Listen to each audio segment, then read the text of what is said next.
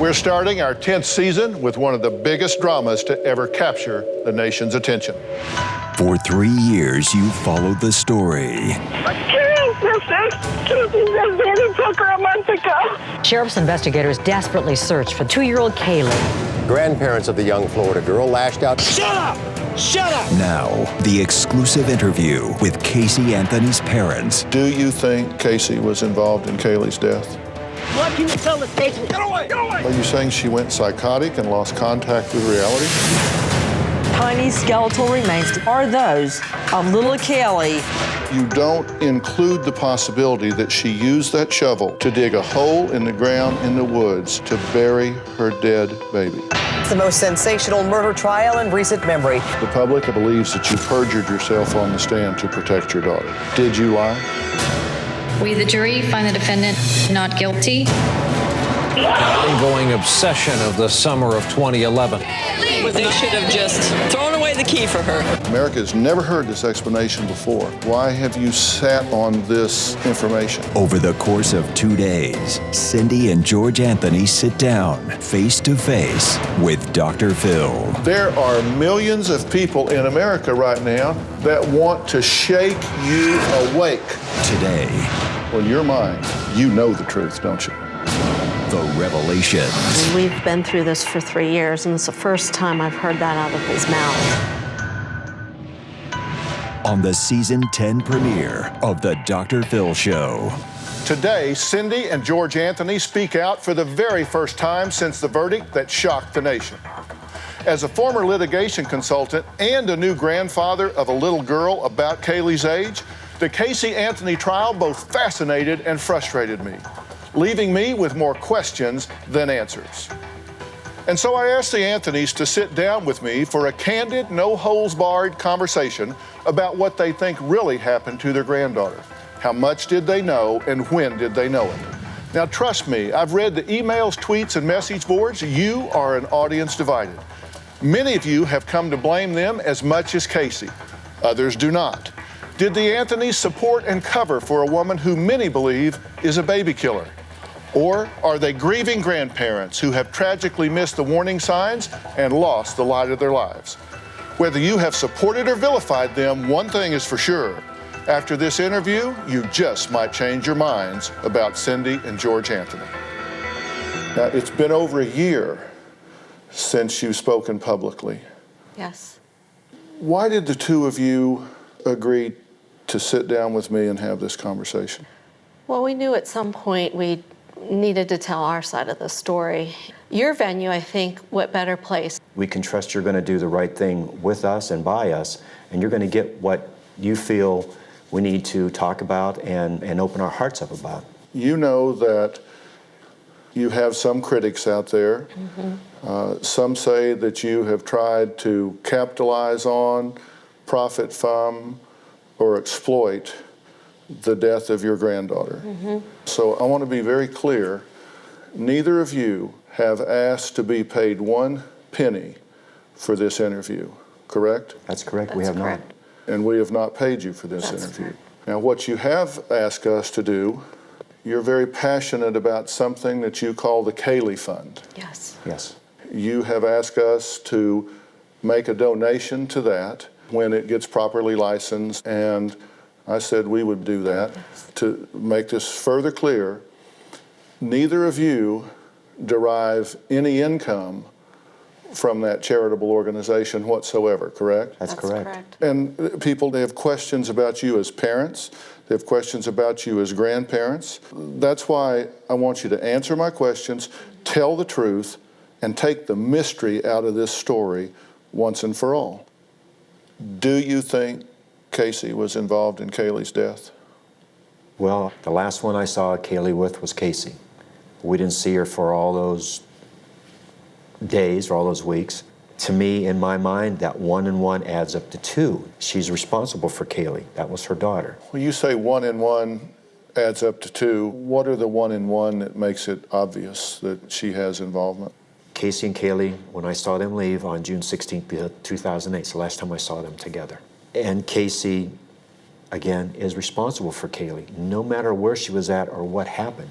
You have to understand from a psychological point of view, I have curiosities and queries about how we've come to the point that we're at today.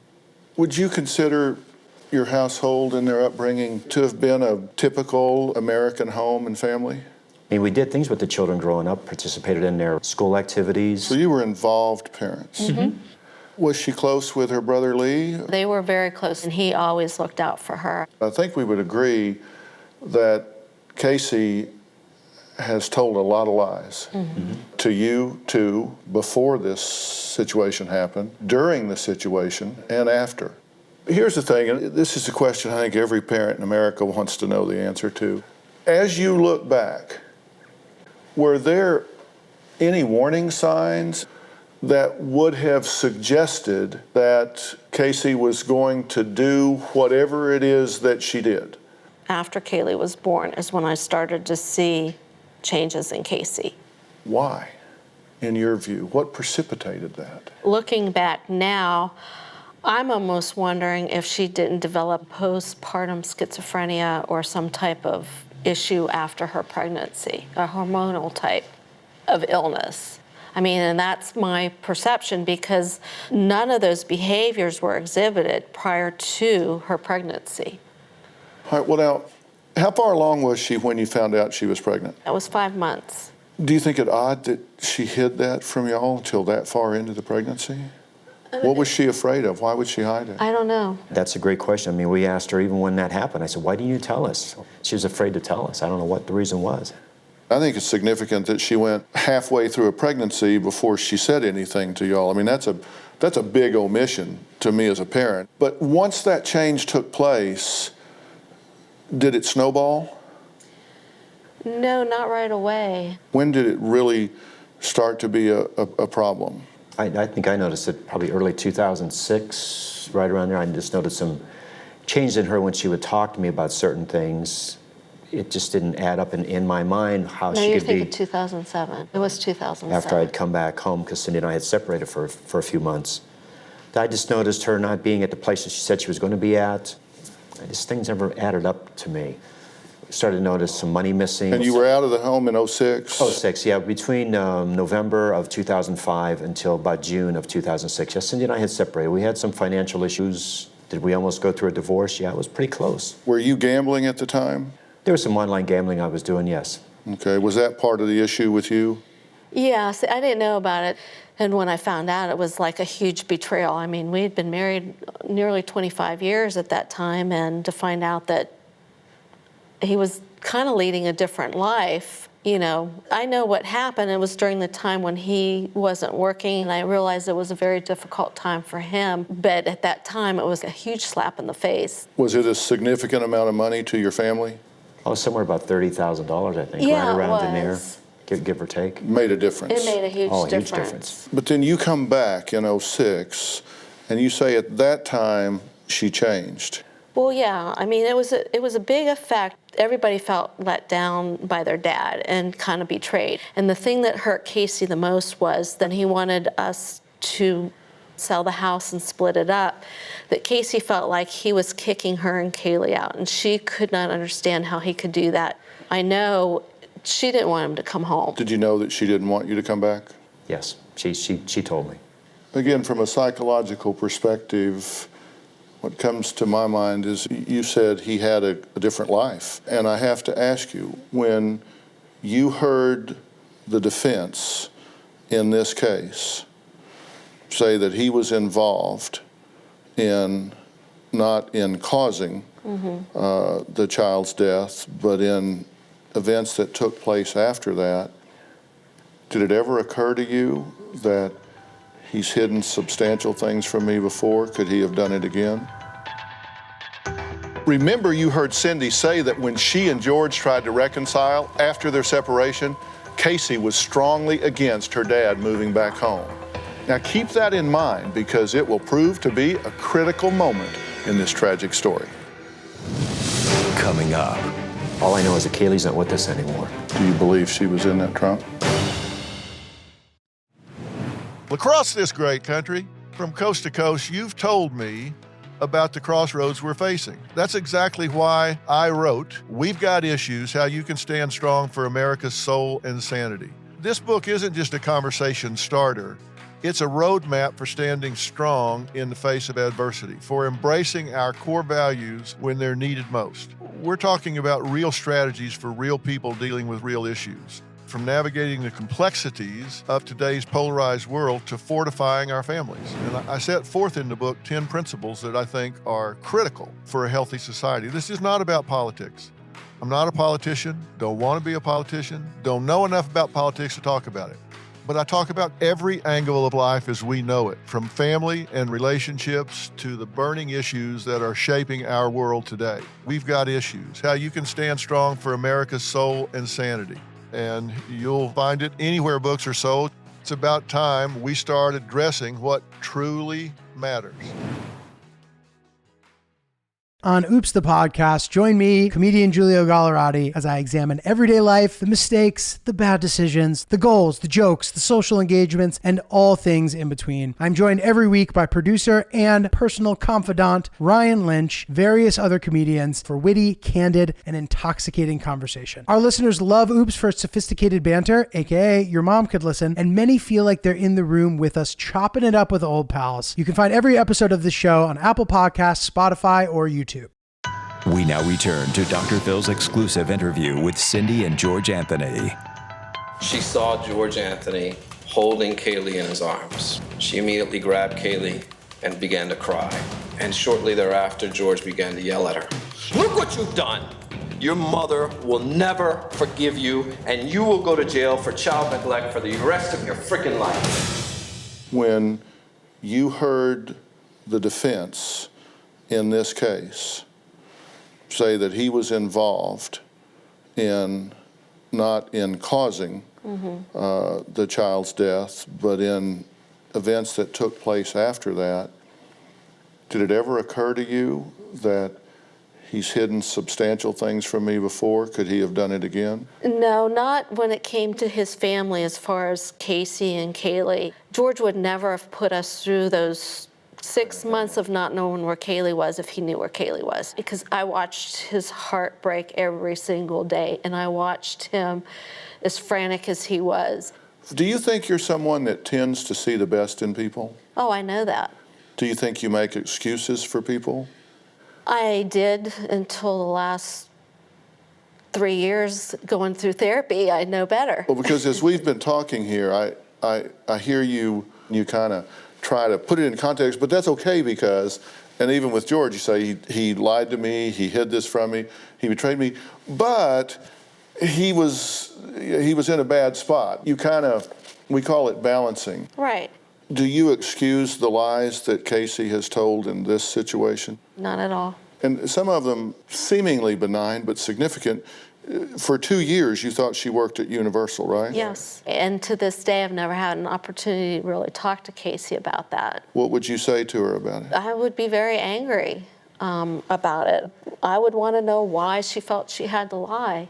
Do y'all feel like you got suckered for 2 years? If she wasn't getting paid, where was she getting money? She'd borrow money from me or take money from me, same way as you, back and forth. Well, see, that's what Was she stealing? Oh, absolutely she did. Sometimes Cindy would even ask me, says, George, I'm missing $20 from my wallet or something. And I would say, I didn't take any money from your wallet. When I had $20 or $30 in mine, I'd go and look in mine, and mine would be gone.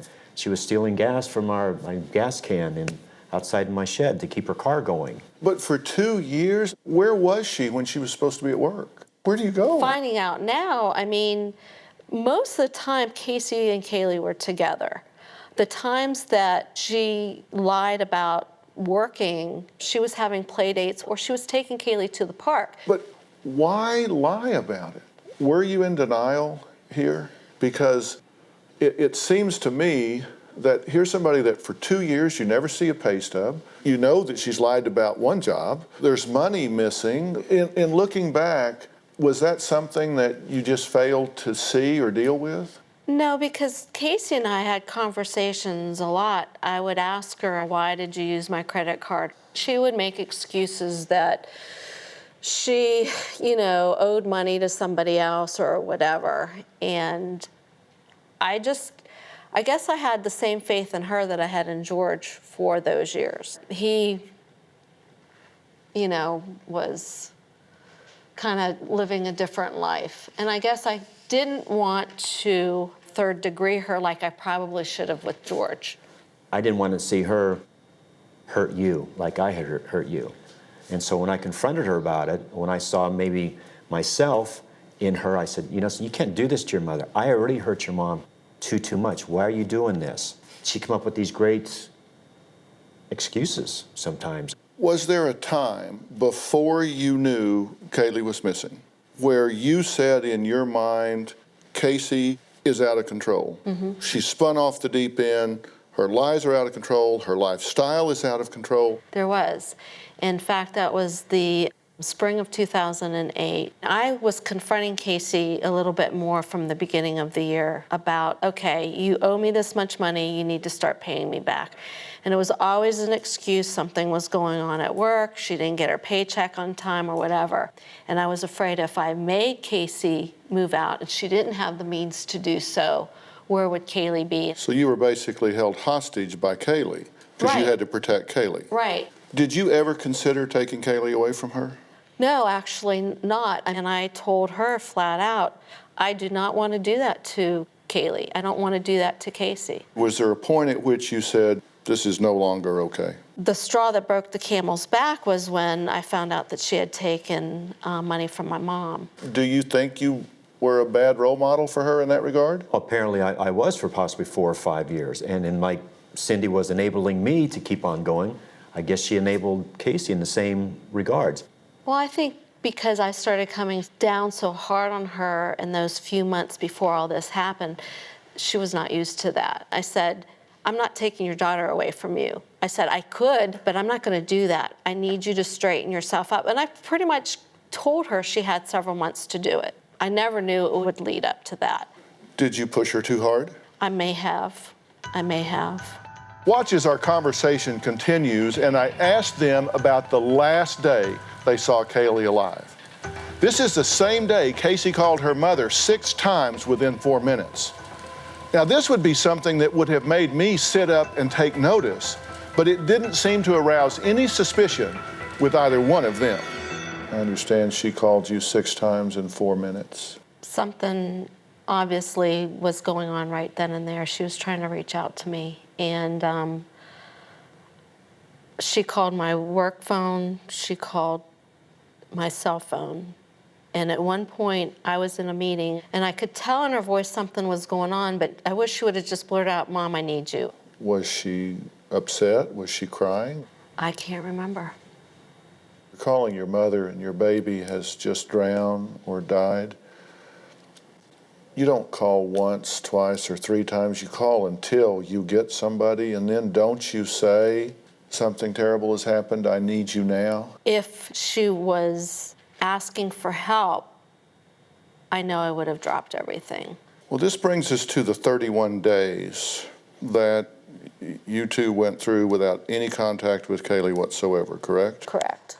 Because I think people that are frustrated by this say, okay, how could you not know? When you go from seeing this child daily to having no contact with her for 31 days. You know that she lies, but yet you say, okay, I believe you. She's asleep. She's this, she's that, she's not there.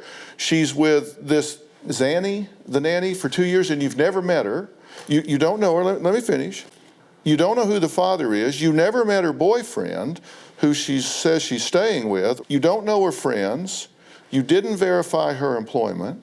Her car has been impounded, and you go pick up the car and smell what smells like a dead body, and you Febreze the trunk and go to work. In looking back, does that seem like you missed huge signals that something was wrong before the 31st day?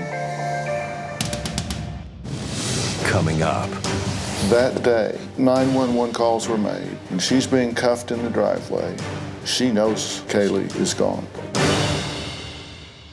We now return to Dr. Phil's exclusive interview with Cindy and George Anthony. I just went through the litany of lies Casey had been telling her parents for years.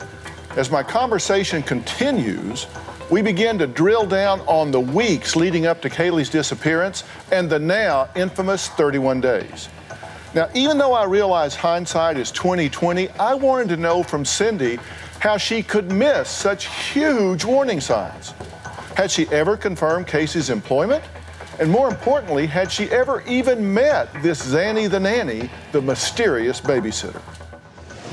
Well, you got to understand, Casey had started talking about Zanny in spring of 2006. So this name was not something that she just fabricated on June 16th. Right. And the other thing was, the people's misconception was that Zanny watched Kaylee every day, supposedly. That's not true either.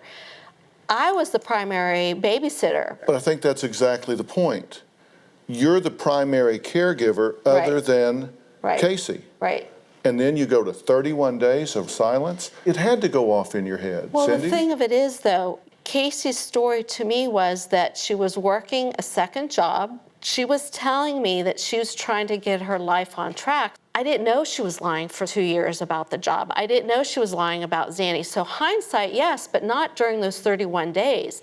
I'm going on those 31 days of knowing that Casey took excellent care of Kaylee, that she was a good mother, that I never had any reason to doubt her relationship with Kaylee. So Casey had constructed an elaborate menagerie of lies. Absolutely. I mean, there are details, backstories, side stories. Such details that... Very detailed. If you had known then what you know now, your behavior would have been very different. Oh, absolutely. I would have called the Army, the Navy, anybody in to go look for them. I was talking to Casey on a daily basis.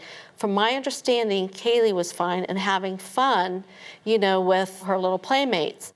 Are you mad at her for this? I think I'm past the anger stage. I mean, just about the lies. Because think of the phone calls where you're on there and she's saying, Mom, she's with Zanny. And the entire time she's saying that, she's playing you for a fool. Yes, she did. When you learned that she was stealing from you, borrowing from her mother, stealing from her grandmother, did any of those things go off in your head that saying, she is behaving like a criminal here? Well, absolutely I did, and I even told her, I said, you can't keep this pattern up. It's affecting your daughter. It's affecting my granddaughter. And I didn't want that to happen any further. She'd always say, Dad, I'm working on it. I'm going to get through this. You and Mom are going to be so proud. But, come on. You're a cop. And when I look at this and I say, you never met this nanny. You didn't know the father of Kaylee. You never verified the employment. I don't get how you didn't have bells going off in your head. Well, I confronted Casey when things didn't add up in my mind. But then again, if I would have came across heavy-handedly or coming across and trying to interrogate my daughter, I probably would have pushed her further and further away from me. And I was trying to repair that relationship that her and I didn't have for maybe about a year. So, was I taken for a fool? Absolutely. Were you parenting from guilt? Possibly. I'm a new grandfather.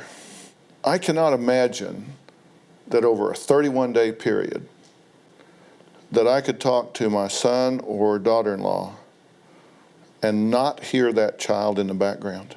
Did nothing ever go off in your head that every time I talk to her, she's asleep, nap, gone, playing, that never one time heard a peep, squeak, laugh, cry, anything from Kaylee? That's why on July 3rd, I drove down to Universal Studios and tried to see Casey and Kaylee. She then said she was in Jacksonville, and I was irritated, like you wouldn't believe. It was on July 3rd that you wrote something on MySpace. You say, my Kaylee is missing. She came into my life unexpectedly, just as she has left me. Jealousy has taken her away. Jealousy from the one person that should be thankful for all the love and support given to her. Kaylee was missing in my heart that day. She wasn't missing physically in the sense because I thought I knew where she was at. Did you know something then that you hadn't even admitted to your consciousness? Because what jumps out to me about this is the title of this is My Kaylee is Missing. You said this mother gave chance after chance for her daughter to change, but instead more lies, more betrayal. I wanted Casey to know how much she was hurting me, and I thought she was purposely keeping Kaylee away from me. Well, we now know Casey wasn't keeping Kaylee away from her grandparents out of spite. It was mid-July when things started to unravel. George and Cindy got notification that Casey's car had been impounded, the same car she supposedly had been driving every day for weeks. This fact, plus no contact with Kaylee for all of this time, and still no bells went off? This was yet another one of Casey's elaborate lies, which left them with more questions. Where was Casey? Where was Kaylee? And what was that suspicious odor coming from the trunk? So, you walked up to the car together? No, I walked up by myself with the gentleman who's the manager of the tow yard. Did you smell something right away? I did notice an odor that I had smelled prior from many years ago in being a law enforcement. And as I unlocked the car, that's when the odor was even more stronger. I was feeling very sick in my stomach. And as I went to the trunk, there's nothing back there except a trash bag full of garbage. And I shut it. I was thankful I didn't see my daughter or my granddaughter there. Your mind went there when you walked to the back of the car? Oh, absolutely it did. What do you now believe the smell was from? Truthfully, to this day, I don't know, to be honest. Joe, I don't believe that Kaylee was back there. I don't want to believe it, but I mean, I'm going by what investigators have told me. All I know is that Kaylee's not with us anymore. I know that. I know that. Do you believe she was in that trunk?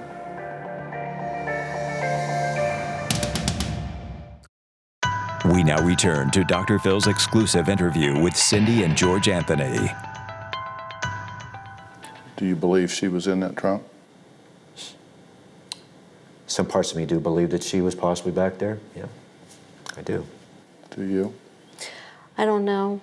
I know she had to be transported to get to the woods. I don't know if she was transported in Casey's car or she was transported some other way. Are you believing that something bad has happened to Kaylee, or are you still thinking she just won't produce her? I'm thinking she won't produce her, and I'm thinking at some point that she does not want me to see Kaylee. But you don't back off. You call 911. I called 911. Here it is. 911, what's the address? What's happening? I have someone here that I need to be arrested in my home.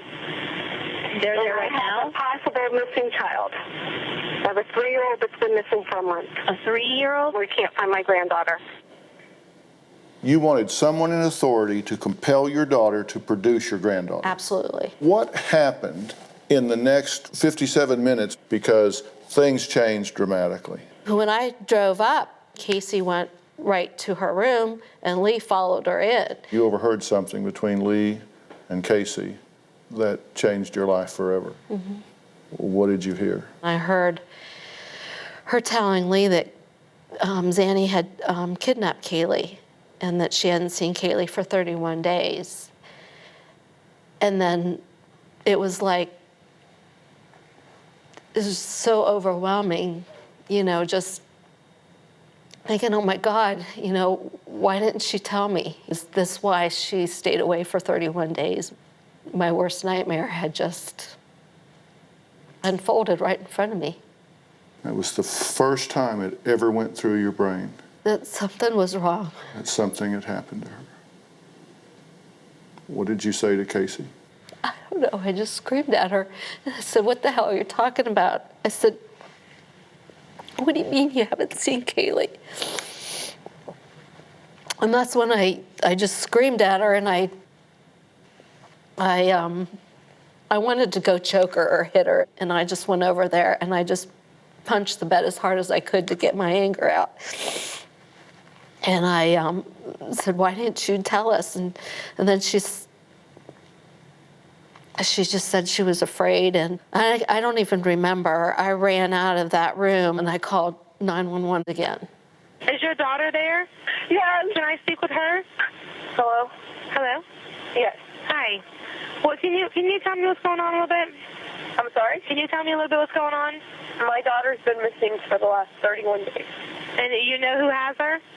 I know who has her. I've tried to contact her. I actually received a phone call today, now from a number that is no longer in service. I did get to speak to my daughter for about a minute. Now your 3-year-old daughter is missing. Kaylee Anthony.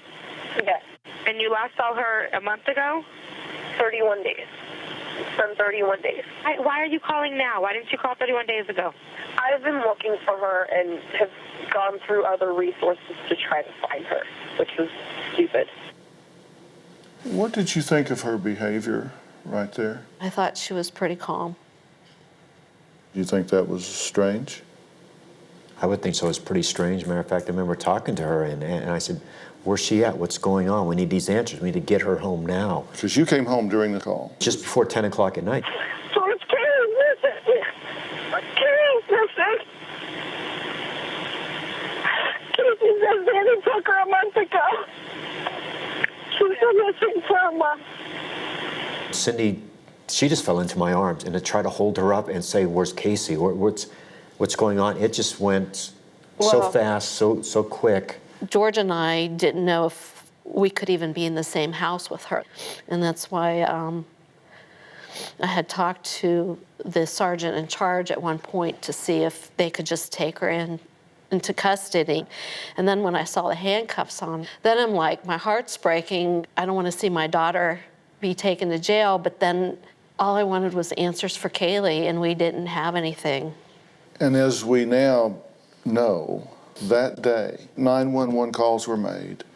When she's being cuffed in the driveway, when she's in your home that night, she knows that Kaylee is gone. Yep.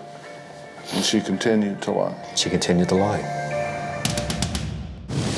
Coming up. You would think the child you raised would be grieving beyond belief, not getting a tattoo that's Italian for beautiful life, not entering a hard body contest. Is this out of context? We now return to Dr. Phil's exclusive interview with Cindy and George Anthony. Under the assumption that their granddaughter had been kidnapped by the nanny, George and Cindy confront Casey in this jailhouse interview shortly after her arrest, July 16th. Watch this, as it seems Cindy actually is suspicious of Casey after all, and she pressures her for answers.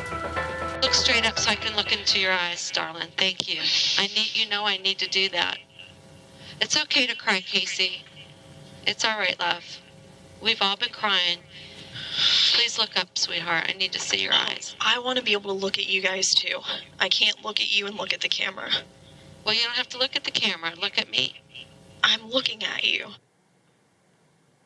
The camera is set differently for her to look at the camera to see us. It wasn't about the camera, it's about you looking her in the eye. I wanted to see her in the eyes when I was talking to her because I wanted to be able to see if I could tell if she was telling me the truth. And I was trying to get answers about Kaylee. And we were playing detective at that time. We wanted to find out anything that we could do to find her. All right, take a look at this brief clip. Casey, you don't realize the whole United States is looking for Kaylee. I know that, Mom. Everybody is looking for her. Good. Everybody is looking for her. Are we going to be able to find her, do you think? I hope we can, Mom. Are we going to be able to find her, do you think? What was that question? I wanted to know if Casey knew something that she wasn't telling us. You got to understand, in the background, I have people telling me from the sheriff's department, even some family members, that they felt that Casey was hiding Kaylee from me on purpose. And I didn't know if Casey had her hidden away somewhere or if she really knew, you know, if Zanny was the one that really took her. Well, she was released from jail the first time. What happened, Casey? What can you tell us? What was it like when she came home? It's the first thing I did, I wanted to hug her. I was very, very tough on my daughter. I wanted answers. I wanted to know where Kaylee was at. It started out being a nice general conversation, and all of a sudden I turned a little belligerent with my daughter. I just screamed, hollered at her to tell me what was going on. We could fix this. And Casey just says, Dad, Zanny took her. She has her. And I said, well, where's she at? Let's go get her. Were you suspicious of her at that point? Oh, I didn't believe 2/3 of the things she was telling me. I thought, okay, she's keeping her away from Cindy. You would think the child you raised, that you describe as a loving mother, would be heartbroken, devastated, grieving beyond belief. Not getting a tattoo that's Italian for beautiful life, not entering a hard body contest. What do you make of that? Well, talking to her friends, one of the girls that was supposed to be up there dancing did not show up. So they asked Casey to fill in, and reluctantly she did. And this was not brought up at trial, that Casey's mood was very kind of subdued when she first got there. And I'm not making excuses for her. I think you are. No, I'm not, because her intent was not to go out there. I mean, I'm not condoning that at all. You know, it bothers me. Is this out of context? I don't know, because they didn't take a picture of Casey going there that night.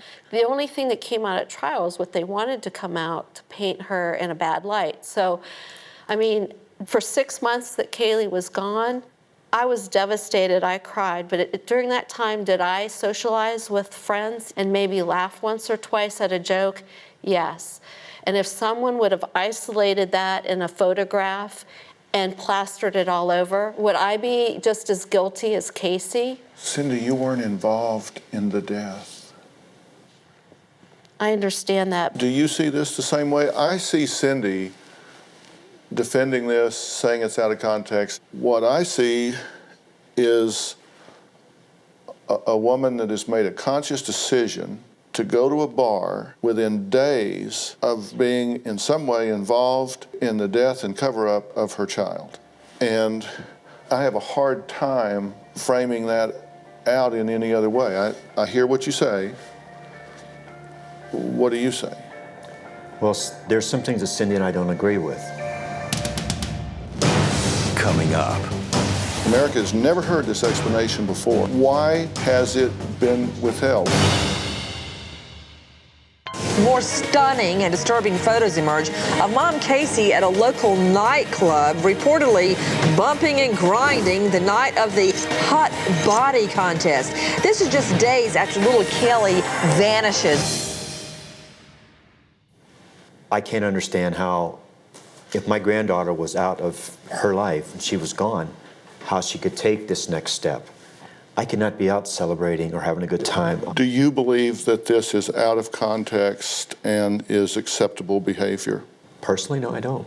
And that's when her and I struggle with some things sometimes, giving her an excuse of why she was here or there.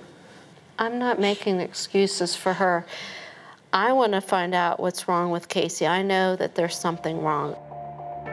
You're getting ready to hear, for the first time in Cindy's view, the reason Casey did whatever it is she did. People don't know she had a grand mal seizure after she came home for the very first time. Right. Casey, what happened? Come on, back up, let her. I don't know why she's having a seizure. Does she have a brain tumor where the seizure's caused by stress? I don't know. I don't know if she had a seizure that day and blacked out. I don't know what happened, and that's what I want to find out down the road. And I'm not making justifications for that, but there's a cause for those. You don't just have a grand mal seizure. But there is a point where you have to put on your list of possibilities that these are the behaviors of an unconscionable psychopath. She has devastated you. She has devastated George. She has been involved in some way, by their own admission, in the death and burial of her daughter in the woods in the most dishonorable way you can possibly imagine. Those are not well behaviors. We can agree on that, right? The question is just why. So where do you take this caring young person who cared about everybody, loved kids, and then all of a sudden something tragically happens to Kaylee, and then Casey completely goes off the deep end? Your theory is that she is a victim in this in some way, a victim of an illness, a tumor, or something. I truly believe that because there was never any signs that Casey was an unfit mother. She was an awesome mother. Other than the fact that she wasn't providing for her daughter. Right. She was out roaming around town when she was supposedly at work. She was manufacturing friends, playmates, play dates, nannies, all of those sort of things, which to me, whatever the causation, is highly unstable behavior. Absolutely. Highly unstable behavior. Well, she had a seizure in November of 2007. Her ex-fiancé, Jesse Grund, had Casey taken to the hospital for a grand mal seizure. But has she ever been evaluated? Has she had MRIs, CAT scans? At that time, evaluations? she did. And did they find anything? Not at that time. But again, a year and a half later, she has another grand mal seizure. So again, what is triggering it? Is it a hormonal response? Is it something that comes and goes? I don't know. They kept her in the hospital for 3 days and worked her up and didn't find anything. Okay, so she has been evaluated. She has been worked up and the findings were negative. But again, she had that second one when she was home after she had been arrested, when she was out on bail for the first time. America has never heard this explanation before. Why has it been withheld? Why have you sat on this information? I know there are many of you out there who have a lot to say about this, so log on to drphil.com and share your opinions because I will be monitoring the message boards. Tomorrow, you'll hear more revelations from my in-depth interview with the Anthonys, including, for the first time, what George thinks really happened to his granddaughter. You don't include the possibility that she used that shovel to dig a hole in the ground in the woods to bury her dead baby. There are millions of people in America right now that want to shake you awake. I can't comprehend a human doing it, especially a daughter, doing that to my granddaughter. In your mind, you know the truth, don't you? We've been through this for 3 years, and it's the first time I've heard that out of his mouth. That's tomorrow. Just for the record, I have not and will not be interviewing Casey Anthony. I have zero interest in doing so. I personally believe that her actions have spoken louder than any words. Now, as for Cindy, I feel this mother is desperately reaching for any reason to excuse her daughter for her role in this tragedy. In our time together, she advanced 3 main theories: brain tumor, postpartum schizophrenia, and grand mal seizures. Cindy admits she does not have any medical evidence of a brain tumor, and as a mental health professional, I am frankly skeptical that grand mal seizures would contribute to what happened here. In addition, I have not seen any evidence that Casey suffered from postpartum schizophrenia. Thanks for watching. Don't miss tomorrow.